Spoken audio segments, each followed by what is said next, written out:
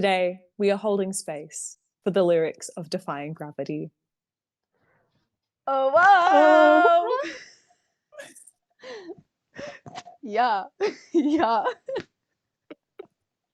what kind of messed up intro? I apologize to anyone still listening. That was bad. Might be our worst one yet. Look, we were referencing lots of memes. Yeah, you have to be truly online to understand a lot of this. You have to be deep in the wicked sphere, actually. Yeah, pretty much. But for context, I did hold up my hair in the yas, imitating Yeah, Ariana Grande. I just had to yeah. explain that, yeah. Yeah, in case, it's not everyone watches these. So, um yeah, just as an explainer. Yeah. Anyway, welcome to Steph and Anja's Media Review, where we review literally anything. Welcome to our episode on Wicked, specifically the movie. Woo! Um because guys, in case you live under a rock, uh this movie is everywhere. It came out, I think, only when we're recording this a couple of days ago. Yeah. And it is, I don't know about you, Anja, but it is everywhere for me. I'm Every seeing it wherever I go. I close my eyes and I see Ariana Grande as Glinda. Yeah, pretty much. I'm seeing her on buses. I'm seeing Yep. her on my TikTok. I'm seeing people doing other dances to the Wizard of Oz music, which isn't even Wicked, but like just anything of Oz is just everywhere, hmm if that makes sense. hmm where is my where are my memes of Oz the Great and Powerful? Quickly. Where's where's the Wicked Witch from Once Upon a Time? Like, where are those fandoms? I'm sure they're out there. Probably, probably. Anyway, so as we mentioned, in case you live under a rock, Wicked is super in right now. But Anja, I'm curious, did you know much about it before it kind of blew up, like before the marketing kind of exploded? Um, were you familiar with the musical? What's your background with it? Well, I had definitely seen The Wizard of Oz. I watched that Mhm. movie quite a lot of times in my childhood. I saw The Great and Powerful Oz once. I know we don't talk about that movie, but I don't have much to grasp on for Wicked, so I'm Fair, mentioning fair. it. Watched that once. In terms of Wicked, I knew it was a musical, and Mhm. I knew it was to do with The Wizard of Oz, but that's pretty much all I Yeah. knew. Like, I think I knew of Glinda and Elphaba. Like, I knew it was, I knew they were the characters, but to be honest, I still don't know what the storyline is because I haven't watched it yet. but but I'm Well, keen to hopefully I can watch do a it. good job of explaining without going too spoiler heavy. Oh, I don't mind about spoilers. It's okay. Okay, okay. But yeah, in terms of the musical and the movie, don't know much except I do know that Ariana Grande sang with Mika Popular, which is That's from true. Wicked. And That is from Wicked. yeah, so I did know that. Mhm, mhm. That's all I have. That's all I got. How about you, Steph, though? So very similar. I watched The Wizard of Oz a lot as a kid. I don't really remember why. I think some Steph lore is I would watch anything if there was a lion in it. Um I was obsessed with lions, so of course there's the cowardly lion in the movie. Mhm. Um and then I feel like I say this every week that I bring something to the table. I f- I couldn't tell you when I first became aware of Wicked as a thing. Like, it's just always been there. Mm. Um I mean, I'm pretty sure that I saw the musical when it was in Melbourne in like 2007. I don't really remember it, to be honest. My mum tells me that Bert Newton was the wizard in it. So if you're familiar with that man, that's a very interesting take on it. Um, but Yeah, I feel like as someone who was very into musical theatre, like, you just have to be aware of Wicked. Like, you just have to know it, is Mm. all. Little fun fact is I believe Idina Menzel got the role of Elsa because of her role as Elphaba. Ooh. Um, or at least it definitely helped her. So Mm. we'll get into it. But I mean, yeah, I've just always known about it is the thing. Mm. Used to try and hit that high note in Defying Gravity. Never could quite get there. Um, but yeah, I mean, it's not one of my favorite musicals, but it's a musical. I like it. It's fine.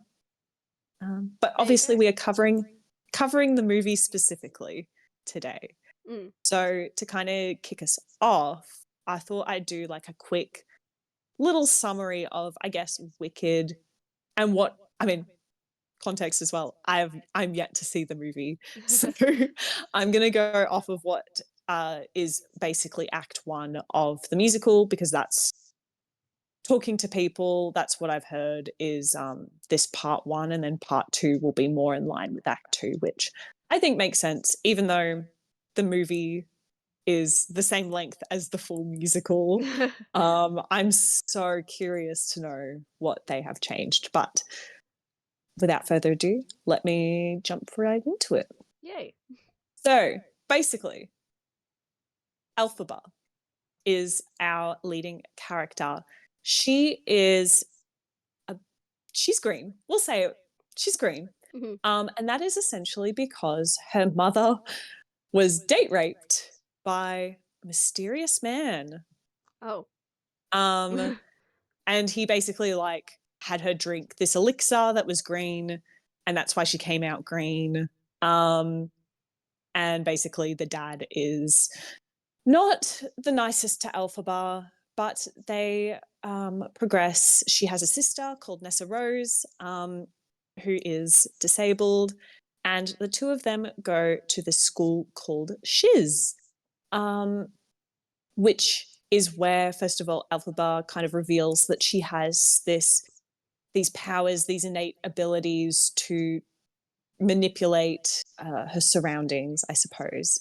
Um, she crosses paths with Gurlinda, who does eventually become Glinda the Good. Um, and, you know, without getting too much into it, she basically kind of starts to uncover this conspiracy where obviously Oz is a very fantastical land. And so they have animals that can talk and, uh, you know, process things in the way that humans would, but the kind of whole conspiracy is that animals are turning back into animals, um, which is apparent when her professor, who is a goat, starts becoming more goat-like. Oh. And I believe he is eventually arrested, or at least in some capacity taken away from the school, Hmm. which is what causes Glinda to change her name from Garlinda to Glinda, because he keeps dropping the A from her name, the first A. Right. So she's originally Galinda, Garlinda, and in honor of their dear professor, she also drops that first A to Hmm. become Glinda. The other kind of major player here is Fiero, who is a very charming gentleman played by Jonathan Bailey. Might be familiar with him from Bridgerton. Um, and he is very charming. He and Glinda seem to have a bit of a thing going on. But he has a little adventure with Elphaba, um, which basically like brings them closer a bit. So it's a bit of a challenges situation in a way. Um, but it's very interesting as well because a lot of Act One is Elphaba and Glinda becoming friends after going from like downright hating each other. Right. If you've heard the song like "What Is This Feeling," which is like I'm not going to sing it for you, but look it up. You'll know it. Yeah. You've seen the choreography for it from the movie. It's incredible. But basically, like, those two do not get along because essentially Glinda kind of she kind of like unintentionally volunteers her space to Elphaba because Elphaba doesn't have a roommate, um, which is why she's like kind of like a bit pushy towards her. Right. But they become friends after they go to this dance, and basically Glinda intends to like humiliate her. She gives her the witch's hat that Elphaba becomes known for having, saying like, "Oh, this is really fashionable," and it's like the ugliest thing everyone's ever seen. Oh. But Glinda feels guilty. Like, it's actually a really sad scene, and I bet I'm gonna cry in the movie, Mm. um, because it's like Elphaba. She's kind of doing like this crazy like dance, pretending like she doesn't care that other people are laughing at her. She's just trying to do her own thing. And Glinda kind of opens her heart towards Elphaba and dances with her in the same way. And I don't know, I just think it's real sweet. Mm. Um, but I assume where the movie ends is Defying Gravity, where they've gone to the Emerald City to meet the wizard because that's Elphaba's dream, is to essentially like work with the Wizard of Oz. Mm. Um, Only to kind of reveal that he's the one behind this conspiracy of like the animals turning back into animals and the like. So Elphaba feels betrayed. She curses out the wizard basically. And Defying Gravity is about her escaping Emerald City and going on the run. And spoiler alert, woo, woo, she becomes the Wicked Witch of the West. No, you had no idea. It's definitely not in the opening song. How was I meant to know? How are you meant to know? There's also a lot of other characters, but I personally don't find any of them particularly important when you're just talking about Act One. Yeah. You also have, you know, you have Bok, who is played by Ethan Slater, and spoiler alert, he becomes the Tin Man. It's really the whole point is basically being like, oh, you're going to become this character from The Wizard of Oz. Yeah. So, yeah, good luck to There Fiero. you go. um, but yes, so I mean that's my thought on where the movie is headed. Mm. Did you have a chance, Anya, to listen to any of the music, or did you are you familiar with any of the music like outside of I mean even Defying Gravity, I'll count it. I mean, I've heard Defying Gravity and I've heard parts of Popular. Yeah, Unfortunately, I have not heard the rest. But, you know, when I watch the movie, I will hear the rest. exactly. And you know what? I think at the end of the day, that's kind of the point of the movie, Mm. is because obviously within the theatre space, everyone knows Wicked. Mm. It's I think the second highest grossing theatre show ever, Yeah. or it's definitely up there if not. Yeah. So, but I think in making it a movie, it makes it a lot more accessible to people like yourself who are not in the musical theatre space. So Yeah, I exactly. think ultimately it can only be a good thing. There you go. Now, should we go into some little fun facts I reckon we should. before we go into the marketing? We should. So I'll kick off with one. This movie took years to make. It Right. I believe it was announced in I think the early 2010s. Oh. Um, is when it got greenlit, and it basically went through development hell.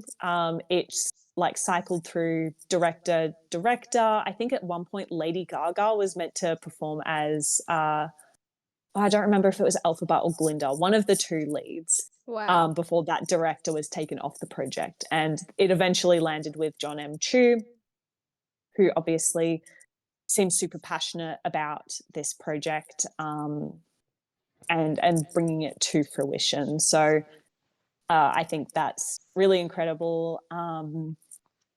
obviously looking as well at who else was potentially in the running for the role of Glinda. That was a very highly sought after role. Mm, I know that out of like a few names, I know that Amanda Seyfried, I can never get her name right. yeah. That one. Yep. And Dove Cameron also auditioned for the role of Glinda, but obviously it went to Ariana Grande, Yeah.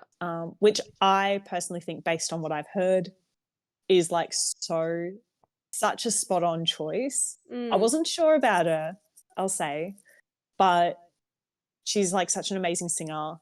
And I think if you know anything about Glinda as a character, I think she, from what I can tell, really seems to embody her. So yeah. I'm like, good for her. And I don't know if anyone's like seen the video as well, but like they basically tell her that she's got the role and she like bursts into tears. Like she's so happy. She's like, oh my God, thank you so much. Like I'll treat her so well. Mm, Which I thought was so sweet. yeah. Do you have any fun facts? Yes. So Cynthia, who plays the Wicked Witch of the West, Mm-mm. Elphaba, she wore prosthetic ears during the filming of Wicked. And do you want to Yes. guess the reason why, Steph? Why? Tell me why. Because she has like a bajillion piercings in each ear, and rather than taking them off, they gave her prosthetic ears to cover Oh them. my God. That's everything. Yeah. Let Alphaba have piercings.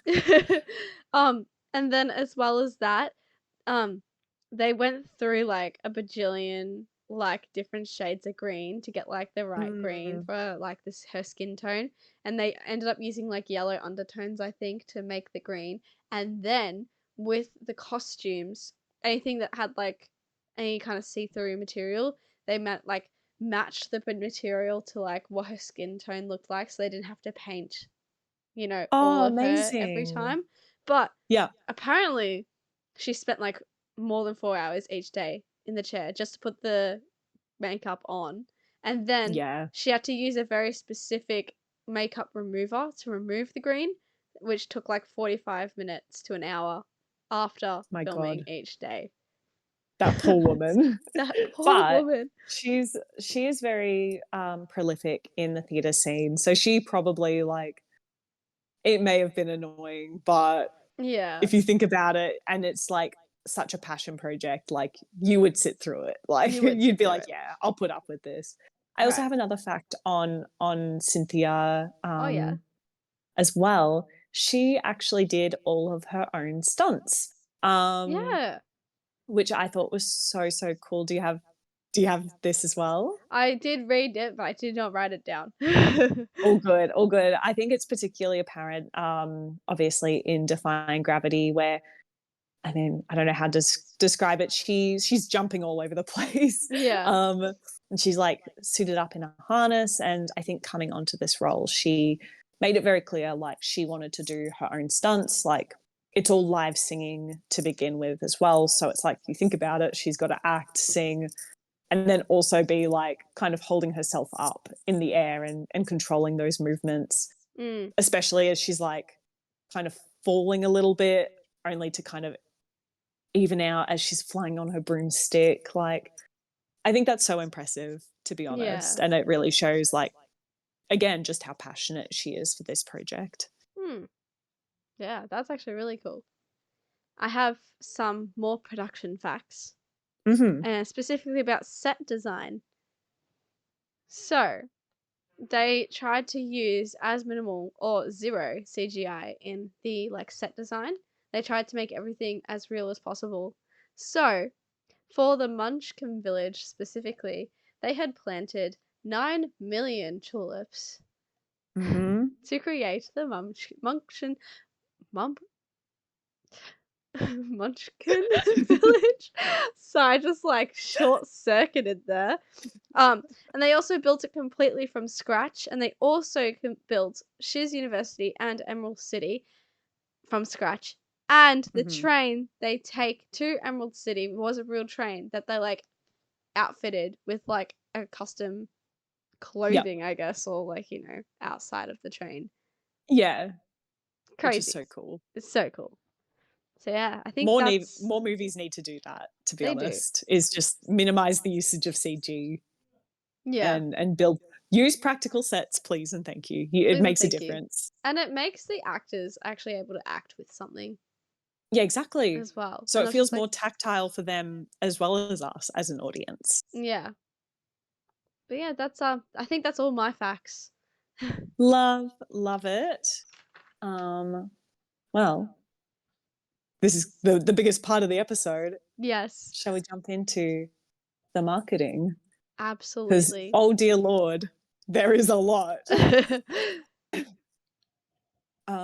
Cool. I'm happy to kind of kick off. Sure thing. Obviously, there's a lot of partnerships, sponsorships, collaborations, the like, of Mhm. course.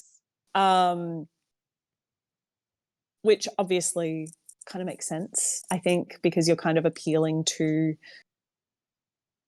as I said, like people outside of the musical theatre space. So you're trying to hit, you're kind of balancing both, I guess. Yeah.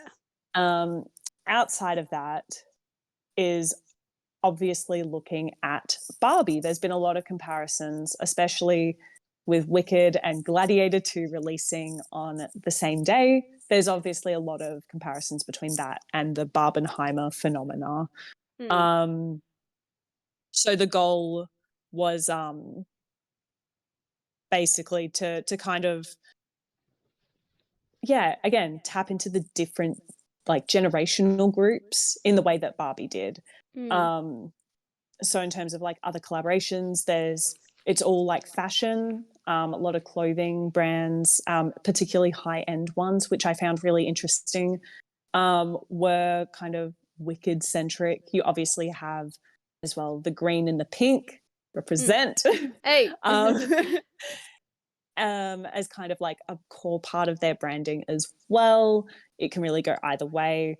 And not just like clothes, but also accessories, makeup collections, including one with Ariana Grande's own brand, as well as hairstyling tools, nail polishes. You also have, of course, toys, dolls, plushies, Hmm. playing cards, and board games, which bit of controversy there because the dolls were initially printed, or like the packaging for the dolls rather, with the website, which is a very different website than the one they were trying to bring users to. Yes, it was It very is not the adult. movie website. It was a very adult website. Yes. um, which, correct me if I'm wrong. I feel like we mentioned this in the last episode. We've I think mentioned this. we did. Anyway, it's worth bringing up again because it's kind of messed up. Yeah. Anyway, um, you also have like a lot of themed items as well. Macaroni and cheese, cake mixes, which I quite liked personally because can go either pink or green, which Yeah. I thought was kind of fun. Um, but interestingly, I've seen a lot of commentary as well on just like oversaturation of marketing, which I just wanted to pop in here quickly because obviously coming from a marketing and media background, we know that like if people oversee something, that's going to lead to some fatigue. People might actively turn against your product. Yeah. But I think if you're trying to do what Wicked's doing and just broadly reaching as many people as possible, it doesn't seem to be hurting it. But I No. thought it was interesting because I saw a lot of articles actually on just like oversaturation in the market, which I've actually not really seen content like that about anything that we've covered really. Yeah. So I don't know if you saw that or saw similar as well, but I just found it interesting. Mm. I think I did read a few things about that, but nothing. When thinking about my own experience, I feel like I haven't seen that much Yeah, yeah, in terms of Wicked. yes, Yeah. yeah. I've got some marketing to Mm-hmm. add kind of on top of with the Barbie point because of course we know Margot Robbie dressed up for all the red carpets, which Mm. kind of added to the chatter about Barbie. And Cynthia and Ariana did the same thing, wearing themed outfits to all of their premieres and their red carpets, and even to their interviews, they're wearing their colors, which generates a lot of chatter on the TikToks, on their social medias. And I just wanted to, yeah, that's it's still a similar tactic to Barbie as well, with Mm. their marketing, just using a more subtle way of doing it with that, which I I thought was also interesting. saw a comparison as well, because not only is it, Barbie pink, but we've also just had um, the brat green, which I found really interesting. It's like, Yeah. I think I saw, I think it was like a creative director kind of say that the marketers for Wicked kind of realized like pink alone or green alone would not be enough, that it Mm. needed to be both in order to kind of really hit the full funnel, which I was like, damn, that is so true. We Yeah. have just had like both those colors be very in your face. So Yeah. it's interesting. They do go well together, They or do. as Glinda says, go good together. Yeah. On the partnerships as well, Steph, I Mm, wanted to add that in Australia, personally, I feel like every clothing store has licensed merch at the moment. yes. And so, in terms of like they're doing lots of high end stuff, don't worry, they've got the low end stuff too. Yes, they've got you covered. Yes, big W. Slay. A fun one I wanted to mention though was they've released Funko Pops. Starbucks had a themed menu, which good job Starbucks. I love fun drinks. And then Spotify came through again with more curated playlists with the OG Broadway soundtrack, sneak peeks from the movie soundtrack before it was released, behind the scenes podcasts and interviews. And then as well, we have to add Ariana Grande on SNL, because Oh, iconic. that appearance, while they didn't do much on Wicked, boosted, like, obviously everyone was talking about it, and her little parody of Espresso, and that went Hmm. crazy with Domingo, and everyone, it's just all on everyone's minds. So, And you know what? I want to say they did address Wicked, because they did have another cast member dress up as Glinda, and yeah. Ariana went, no, we're not doing this tonight. Yeah, yeah, which is very funny. Good for her. Yeah. Um, and then obviously they have all the interviews, the press Yeah. tours that are going on at the moment. And then there's one more thing I want to talk about. And Steph, you know this one, the poster controversy, which, Oof. I mean, that generated a lot of talk, and Yeah, it got people onto Wicked. So, I mean, that's true. all press is good press, right? That's true. That's true. And I think looking back on it, I think you look at how Cynthia's been treated by the press, I think specifically in the UK, where it's Mm, like a lot of focus on Ariana, yeah, which is fine. Like, she's a global pop star, like, it kind of makes sense. But I can also understand her being like, hey, like, please don't erase me. yeah, I think she just went about it in a bit of an interesting way, but yeah, I think I can understand her sentiment. yeah. um, I have a couple more.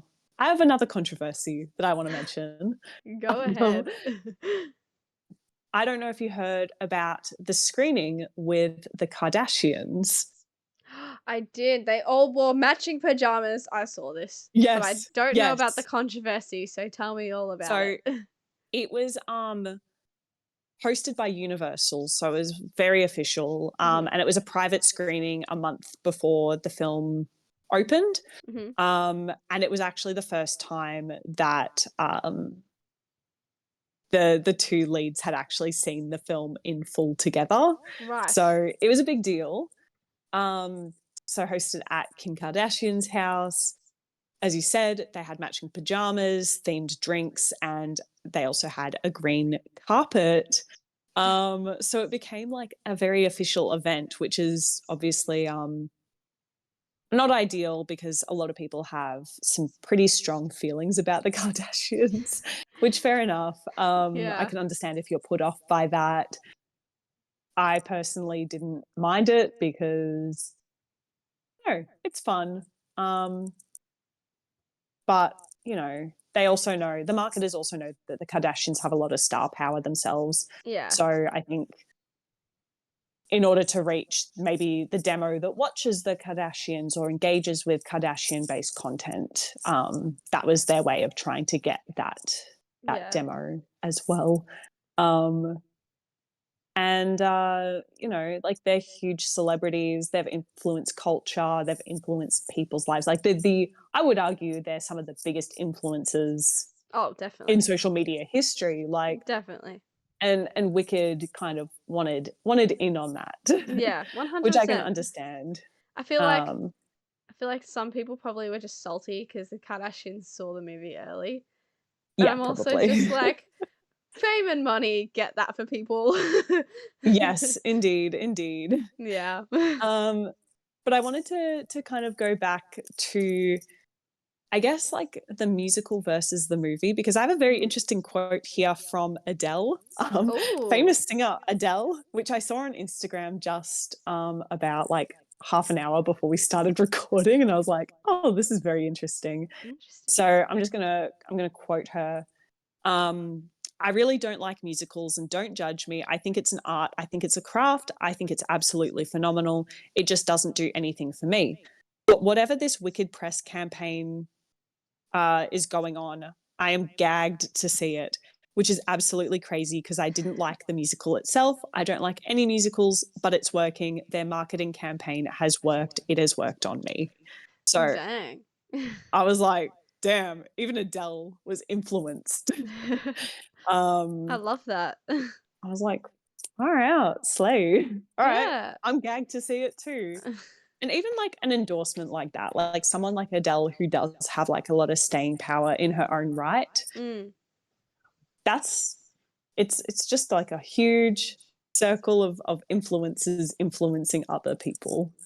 yep, pretty much. Yeah. But yeah, I mean, I only wanted to mention that there's been a lot of memes, obviously, off the back of Wicked, but Yeah. I don't think we'll go too much into that. I feel like we referenced it at the beginning. It's fine. Yeah, pretty much TikTok's going crazy off Wicked. TikTok go crazy. What else is Yeah, new? exactly. I don't have any more marketing to add, Steph. No, I mean, I'm sure there's more. I'm sure there's heaps of stuff that we're going to be kicking ourselves for not mentioning. But Yeah. at this time and place, that is it. Alrighty. Well, do we have something for our favorite segment, Steph? I have a bit of an interesting one. So Oh. I was gonna, full disclosure, I was gonna bring a fanfic to the table. I was like, it's been a while since we've done it. Yeah. However, nothing was really grabbing me, and a lot of them are like, I mean, it's the same story, but a lot of them are very like musical centric, and specifically like post musical is what I Right. noticed. So I was like, you know what? I know Anya's not super across like Wicked to begin with. Let me do something else. Yeah. So I have prepared. Um, I've taken a look at some of the filters on our dearly beloved AO3, and I'm going to share some very interesting like insights into I guess the Wicked fan base as it currently is, Ooh. which obviously movies just opened. I would expect there to be a little bit more to it moving forward. Right. Anyway, Interesting. so kicking us off, there are currently over, and this is on AO3 only, Mhm. in the Wicked All Media Types tag, there are only 1,600 fics, Hmm. which I was like, damn, interesting. Yeah. Um, what I found interesting but not surprising is that about half of those are shipping Elphaba and Glinda. I'm not Um, surprised. not surprising, like they are, I would argue they are the, like the most interesting relationship in the whole story. Yeah. Followed by Alpha Blah. Oh, So blah. true. Alphaba slash Fiero, who, spoiler alert, becomes the Scarecrow and is kind of like partnered with Glinda, but like secretly loves Alphaba. They are the, spoiler alert, they're the canon couple by the end of the Right. musical.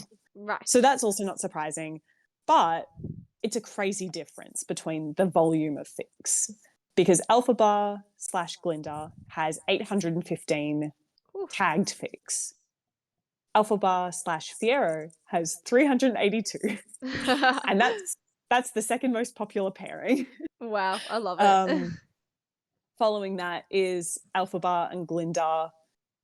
They're like besties. It's like friendship. Yeah. It's Yeah. different. It is Which different. has 147 fics. And then Fiero slash Glinda, which is like also one of the main couples, only has 68 fics. Oh, So people don't I like think that it's very couple. apparent. Yeah, people are like, do not ship them, Yeah. which I found to be quite interesting. But I feel like a lot of these are just like kind of overlaps, like different names for the same characters, because Yeah. you also have like, maybe actually this is like Wizard of Oz. I'm realizing as I'm looking at it because it's Glinda the Good slash Wicked Witch of the West. And Oh, I'm like, I think that's Wizard of Oz rather more than like Wicked itself, which was yeah, like could be. interesting. And to round us out, because we have to end it on a note, Yeah. there are 35 fanfics about Kristen Chenoweth and Idina Menzel, aka the actors who played Oh, Glinda and Elphaba. Why are there 35 of them? That's why? 35 too many. Yeah, why? That's Why? just, yeah, that's not on. Why? Yeah, I agree. I agree. Yeah. But yeah, I thought that was quite interesting. I always like looking at the kind of stats if there's not really anything going on Yeah. in the actual, you know, tag. I just like looking at what people do right Yeah, because exactly. sometimes there's some interesting stuff, and sometimes it's all Elphaba slash Glinda. Yeah, like today. That's okay. Yep. Anyway, nothing else. Final thoughts on Wicked? I mean, I feel influenced. I feel Yep. like I need to go watch this movie and I need to see Yup. it soon because it is everywhere and everyone's going to be talking about it and I just can't relate because I haven't seen it yet. So, I think the marketing did its job today. Yep. And yeah, Yep. I need to go watch it. But how about you, Steph? I mean, to be honest, I was always going to see this movie. Not gonna lie. No matter what the marketing was, I would have seen it. But I feel like also for me, it's like seeing positive responses on it by the fans. I'm like, okay, like I feel better about seeing it now. Hmm. I feel like sometimes adaptations of any kind are a bit tricky. So I'm glad that this seems like one of the good ones. So, but also, I fear I've also been influenced because I probably wasn't going to see this like straight away. And now I am seeing it very, very soon. Yeah. Not to dox myself or anything. Well, there you go. So, Mm. I think that wraps us up. I hope everyone enjoyed the episode today. If you did, maybe you guys could leave a like and a comment, maybe subscribe, share our stuff, you know, give us a rating, give us a recommendation. We'd love to hear your thoughts. We have an Instagram and a TikTok, Steph and Anja's Me Review, all one word, and I think that's it. And if nothing else, outro.